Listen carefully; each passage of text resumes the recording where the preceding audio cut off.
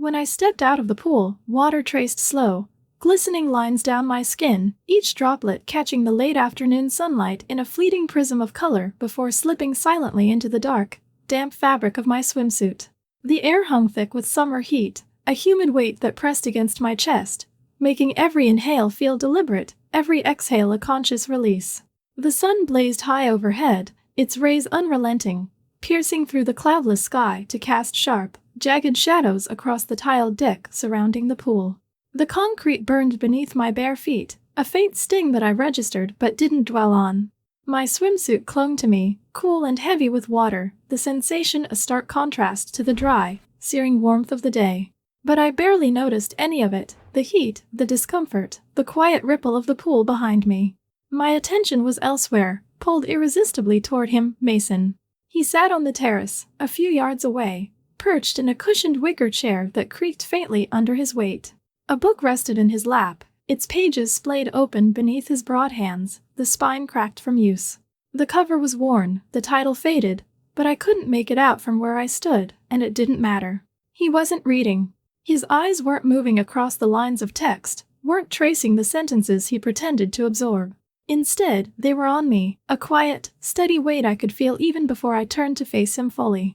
The terrace overlooked the pool, elevated just enough to give him a clear view, and there he sat, still, composed, a silhouette against the bright sky, watching. It was subtle at first, his gaze, a quick, fleeting glance that could have been accidental, the kind anyone might cast toward a sudden movement in their peripheral vision. Water dripped from my hair, pooling at my feet, and I shifted my weight, feeling the slickness of the tiles beneath me. That's when it happened. His look lingered, stretching beyond a casual flick of the eyes into something more, an extra second, a heartbeat too long to dismiss as coincidence. I caught it, sharp and clear, the way his dark eyes locked onto me, intense and unyielding, piercing through the space between us.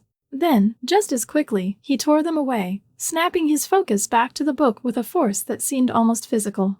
His fingers tensed around the edges of the paperback, knuckles whitening briefly against the tan of his skin, the pages bending slightly under the pressure. His jaw clenched, a subtle ripple of muscle beneath the faint stubble that dusted his face, before he forced himself to relax, to sink back into the pretense of reading. But it was too late.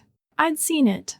It wasn't the look of a stepfather admiring his stepdaughter's grace after a swim, not the warm, paternal glance I'd grown used to over the years. It was something else, something heavier, something that thickened the air with an unspoken charge I couldn't ignore.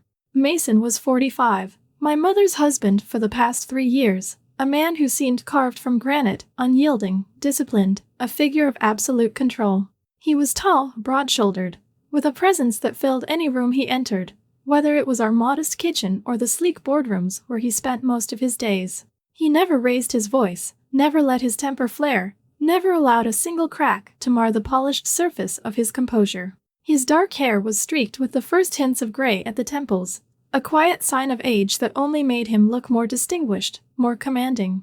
He had a way of moving, deliberate, measured, that suggested every step, every gesture, was calculated, as if he'd mapped out the world and refused to let it surprise him. I'd watched him negotiate million-dollar deals over the phone, his voice smooth as polished stone, not a trace of strain breaking through as he dismantled arguments and bent powerful men to his will. He was a fortress, impenetrable, unshakable, a man who thrived on order and wielded authority like it was second nature. And yet, in that fleeting moment by the pool, I saw something I'd never seen before: hesitation. A flicker of uncertainty, a shadow of something unguarded in a man who was never anything less than certain. I stood there, water still trickling from my hair, dripping onto the tiles in soft, rhythmic plops, and let the moment settle over me. I could have walked away right then, turned my back on that look and let it dissolve into the shimmering heat of the day. That would have been the smart thing to do, the safe thing, the choice that kept everything simple and unchanged. I could have reached for my towel, draped over the arm of a nearby lounge chair, and wrapped it tightly around my dripping frame, shielding myself from the sun and from him. I could have retreated into the cool, air-conditioned sanctuary of the house, the sliding glass doors just steps away, and let the moment evaporate like the water drying on my skin. It would have been easy to pretend I hadn't noticed, to chalk it up to a trick of the light or my own imagination running wild after too long in the sun. But I didn't want to. Something stirred inside me, a restless curiosity, a spark of defiance, a thrill that prickled beneath my skin like static electricity. I wanted to know what that hesitation meant, how deep it ran, how much pressure it would take to turn that flicker into a fracture, to see what lay beneath the surface of the man I'd thought I knew. "Hot day, huh?" I said, my voice light and airy, as if I were tossing out a casual remark about the weather to fill the silence. I kept it easy, playful even, but inside, my pulse quickened, a rapid thudding in my chest that echoed in my ears and made my fingers tremble faintly. Mason didn't look up from his book, his eyes fixed on the page he wasn't reading, his posture unchanged, legs crossed, one hand resting lightly on the arm of the chair. "Yeah," he replied, the word short and flat, clipped at the edges, but I caught the faintest strain in it, a thread of tension he couldn't quite bury beneath his usual calm. I reached for my towel, the soft terry cloth brushing against my fingertips as I lifted it from the chair, the fabric warm from the sun. Normally, I'd have wrapped it around myself without a second thought, covering the wet chill of my swimsuit, but this time I didn't. Instead, I let it hang loosely in my hands, dangling at my side like an afterthought. The sun was relentless, its heat sinking into my skin, drying me fast. Each slow droplet traced a deliberate path down my collarbone, over the curve of my stomach, disappearing into the waistband of my swimsuit with a faint, cool tickle.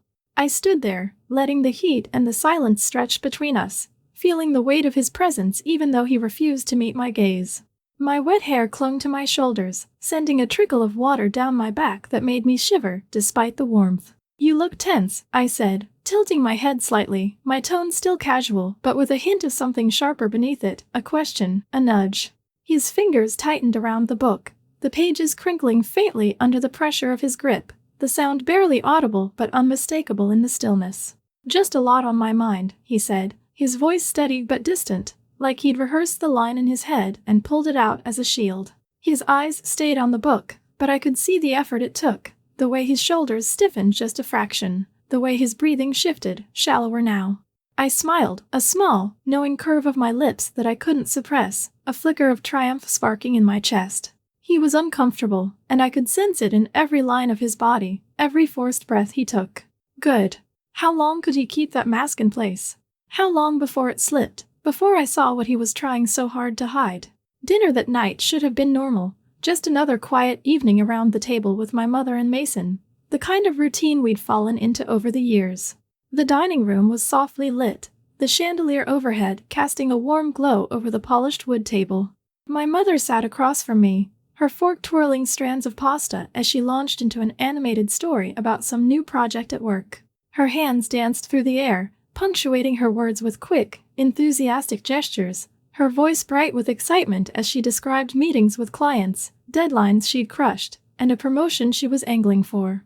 Her blonde hair was pulled back in a loose bun, a few strands escaping to frame her face, and her eyes sparkled with the energy she always brought to these conversations.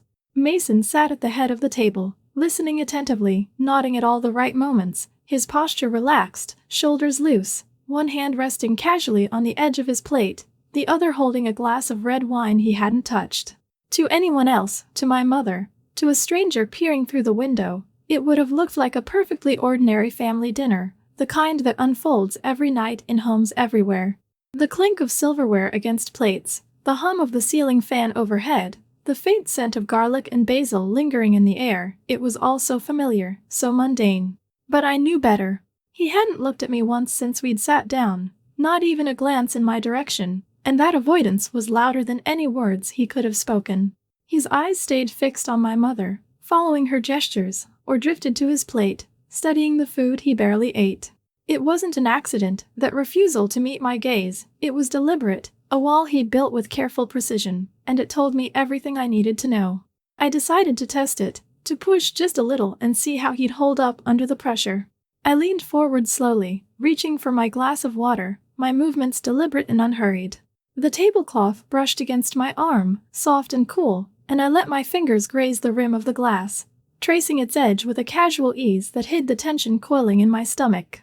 I watched him from the corner of my eye, waiting for a reaction, a flinch, a shift, anything. Nothing. His gaze stayed locked on my mother, his expression smooth and unchanged, his hand steady around his wine glass. I shifted in my seat, crossing my legs under the table, letting my bare knee brush lightly against his skin against fabric, a fleeting touch that could have been accidental. Still nothing, no flicker in his eyes, no tightening of his jaw, just the same steady silence he'd maintained since we'd sat down. But that silence was louder than any reaction would have been. It was too perfect, too controlled, too deliberate, a performance that betrayed him more than a shout ever could. Normal men don't work this hard to act normal. They don't build walls that high, that solid, unless there's something they're desperate to keep hidden behind them, something they're afraid of letting slip. I almost laughed, the sound rising in my throat like a bubble before I swallowed it back down, pressing my lips together to keep it inside. This was going to be fun, a game I hadn't meant to start, hadn't even known I wanted to play until that moment by the pool, but now that I was in it, I couldn't resist seeing how far it would go. That night, I lay awake in bed, staring up at the ceiling as moonlight filtered through the half-open blinds, casting thin, silver stripes across the walls of my room. The house was quiet, the only sound the low, steady hum of the air conditioning cycling on and off, a faint drone that blended into the stillness. My sheets were cool against my skin, the fabric slightly damp from the lingering humidity that even the AC couldn't fully banish. I should have been tired, exhausted, really, after a day spent in the sun, the chlorine still faintly clinging to my hair, a subtle reminder of the pool. But my mind refused to settle, buzzing with a restless energy that kept sleep at bay. It kept circling back to that moment by the pool, replaying the way Mason's control had faltered, the way his eyes had lingered on me just a fraction too long before he'd yanked them away. Over and over, I saw it, the tension in his fingers as they gripped the book, the clench of his jaw, the quick, forced return to his pretense of reading. Was I imagining it? Had I conjured something out of nothing, projecting my own boredom, my own need for something to break the monotony of this endless summer, onto him? No. I knew what I'd seen. I knew what it meant. And I knew this was only the beginning. The clock on my nightstand glowed a soft red, 11:47 p.m. The numbers ticked forward silently, each minute stretching longer than the last. My mother would be asleep by now, tucked into the king-sized bed she shared with Mason, her breathing deep and even, oblivious to the currents shifting beneath the surface of our little family. I pictured her there, her blonde hair fanned across the pillow, one arm flung carelessly over the edge of the mattress, lost in dreams of work deadlines and client meetings. And Mason, what was he doing? Was he lying beside her, staring at the ceiling like I was, wrestling with whatever had flickered in his eyes earlier? Or had he already dismissed it, buried it deep beneath that iron discipline of his, convincing himself it was nothing? I didn't think so. That look hadn't been nothing. It had been a crack, a glimpse of something raw and unguarded, and I couldn't stop thinking about what might happen if I pressed on it, if I pushed until it widened. The silence deepened, thickening into the kind that only comes when the rest of the world is lost in sleep. It wrapped around me, heavy and absolute, broken only by the occasional creak of the house settling, the faint groan of wood expanding in the night's heat. I shifted under the sheets, turning onto my side, then my back again, restless. My bare legs brushed against the fabric, the sensation grounding me for a moment, but it wasn't enough to quiet my thoughts. I should have stayed still, closed my eyes, forced myself to drift off. That's what a sensible person would do, let the day end, let the strange, electric hum of that moment by the pool fade into memory. But I wasn't sensible. Not tonight. Something pulled at me, a thread of curiosity laced with something darker, something I didn't want to name. I wanted to know more. I wanted to see him again, to catch him off guard, to test how far that crack could stretch before it broke open entirely. I slipped out of bed, my bare feet pressing silently against the cold hardwood floor. The chill shot up my legs, a sharp contrast to the warmth of my skin, and I shivered, pausing for a moment by the edge of the mattress. My tank top hung loose over my shorts, the hem brushing my thighs as I moved. I didn't bother with a robe or slippers, there was no need. The house was mine in this quiet hour, a space I could navigate with my eyes closed. I stepped toward the door, my hand resting on the knob, and hesitated. What was I doing? I didn't have a plan, not really, just an impulse, a need to move, to chase that spark I'd felt earlier. Maybe I'd go downstairs for a glass of water. Maybe I'd just wander the halls, letting the shadows swallow me until my mind finally tired itself out. Or maybe, I'd find him. The hallway was dark, the faint glow of a nightlight in the bathroom casting a soft pool of yellow at the far end. I moved quietly, my feet silent against the floorboards, each step deliberate and slow. The air felt cooler here, unstirred by the sun's earlier heat, and it brushed against my arms, raising faint goosebumps. The stairs loomed ahead, a black silhouette against the dimness, and I descended one step at a time, my hand trailing along the smooth banister for balance. The wood was cool under my fingers, polished and familiar, a tether to the reality of the house around me. But my heartbeat quickened with every step, a steady rhythm that pulsed in my ears, louder now than the silence I'd left behind. I didn't know why I was doing this, why I felt compelled to leave the safety of my room and drift into the unknown. Maybe I was testing a theory. Maybe I just wanted to see what would happen if I pushed a little further, if I stepped closer to that edge I'd glimpsed earlier.